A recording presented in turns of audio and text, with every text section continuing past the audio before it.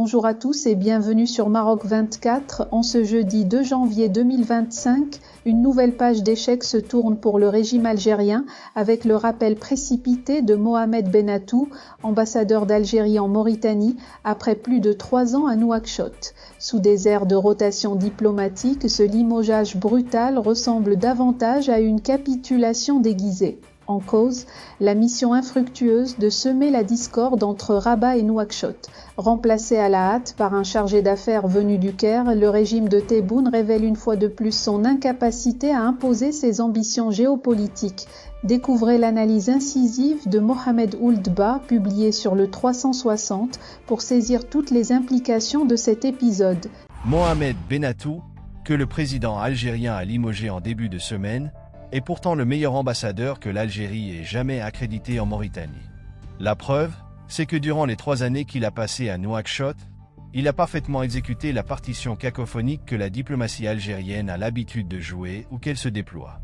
Une diplomatie dont l'objectif n'a jamais été de servir les intérêts de l'Algérie, mais de s'attaquer à ceux du Maroc. Mohamed Bennatou n'est-il pas ouvertement allé en guerre contre la presse mauritanienne, qu'il a trouvée trop pro-marocaine, au point de l'accuser, dans un communiqué officiel de son ambassade daté du 17 janvier 2023, de servir les intérêts d'un État ennemi, de l'Algérie? La riposte des journalistes mauritaniens, qualifiant le communiqué algérien de « stupide » et son signataire d'idiot, remis Bennatou à sa place, en lui expliquant qu'il est clair que l'Algérie, qui est sous l'emprise des généraux de l'armée depuis des décennies, ne comprend pas que la Mauritanie lui soit supérieure en matière de liberté de la presse, des médias, de liberté d'expression, de respect des opinions. Ce sont des choses qui ne s'achètent pas, mais plutôt s'acquièrent, et les Mauritaniens les ont gagnées grâce à la longue lutte de leur presse contre l'oppression, l'autoritarisme, la dictature, la soumission et l'emprisonnement. En novembre dernier, Mohamed Bennatou, qui a piloté la création d'une association réunissant d'anciens étudiants mauritaniens diplômés des universités d'Algérie, a fini par tenter de transformer cette dernière en think tank. Il lui a ainsi choisi, il y a quelques semaines, comme thème de débat, novembre, mois de la révolution algérienne et de l'indépendance de la Mauritanie, cette dernière étant fêtée chaque 28 novembre.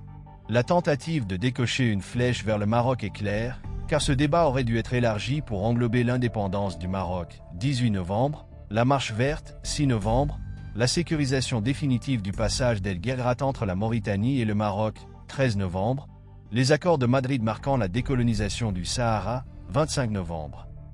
Bennatou est également celui qui a affirmé à la mi-novembre dernière que l'Algérie est devenue le premier partenaire économique africain de la Mauritanie.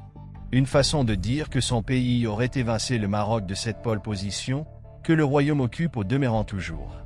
Mohamed Bennatou a donc tout fait, plus que tout autre ambassadeur algérien à Nouakchott, en vue d'y supplanter le Maroc. Pourquoi alors ce serviteur plus que zélé de la marocophobie du régime d'Alger a-t-il été brusquement limogé? En réalité, par ce geste, le régime algérien a voulu sanctionner indirectement la Mauritanie. Il s'agirait, ni plus ni moins, d'un rappel d'ambassadeur déguisé, en prévision d'un changement majeur dans la position de la Mauritanie sur le dossier du Sahara.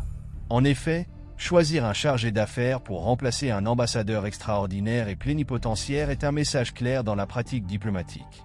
En effet, le chargé d'affaires est un poste qui sert à remplacer provisoirement un ambassadeur en attendant la nomination de son successeur. Une nomination qui prend du temps, car elle suit une longue procédure. Amin Abderrahmane Saïd, qui vient d'être nommé à la place de Bennatou, est l'ancien chargé d'affaires à l'ambassade algérienne au Caire, où il a remplacé pendant plusieurs mois Hassan Rabi, le célèbre ambassadeur qui a été débarqué par Tebboune en juin dernier, un jour seulement après avoir remis ses lettres de créance aux autorités égyptiennes. Le choix de ce diplomate de second degré, et dont la mission pourrait être durablement provisoire, est une mise en garde, comme a l'habitude de le dire le régime algérien colérique, contre la Mauritanie. Ce rappel n'est pas étranger à la récente rencontre entre le roi Mohamed VI et le président Ghazouani, à Casablanca, que nombre d'observateurs ont vu comme étant le prélude à d'importants changements dans la sous-région, et que le régime d'Alger appréhende avec de fortes craintes de voir la Mauritanie changer radicalement sa position, en soutenant ouvertement le plan marocain d'autonomie au Sahara. Un tel changement, très prévisible d'ailleurs, sera un coup fatal pour l'appareil militaro-politique algérien. En effet, depuis plusieurs années, voire des décennies, la diplomatie maghrébine de l'Algérie a été constamment bâtie sur la réalisation d'un seul objectif: couper le Maroc de sa profondeur africaine.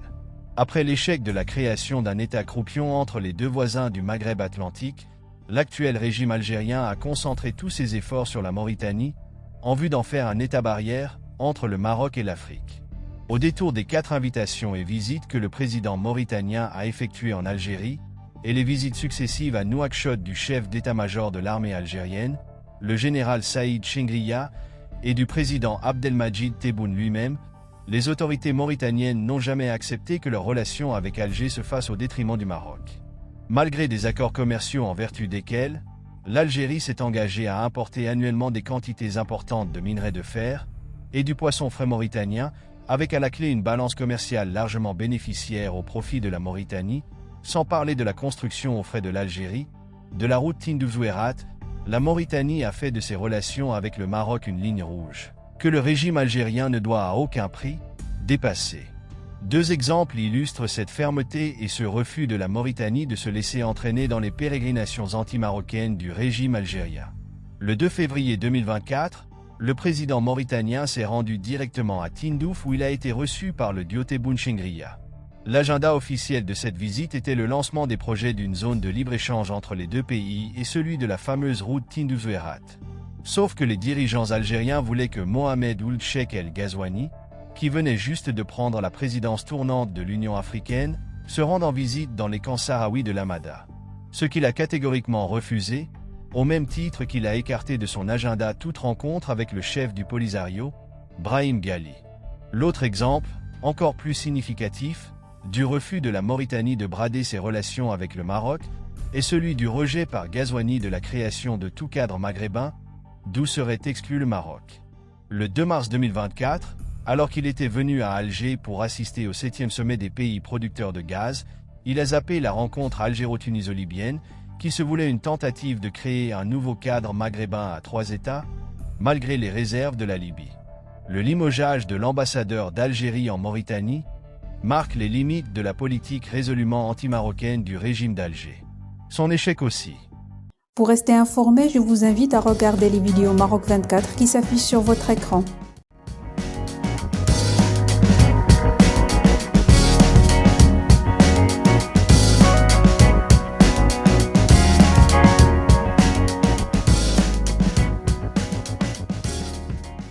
Pour rester informé, je vous invite à regarder les vidéos Maroc 24 qui s'affichent sur votre écran.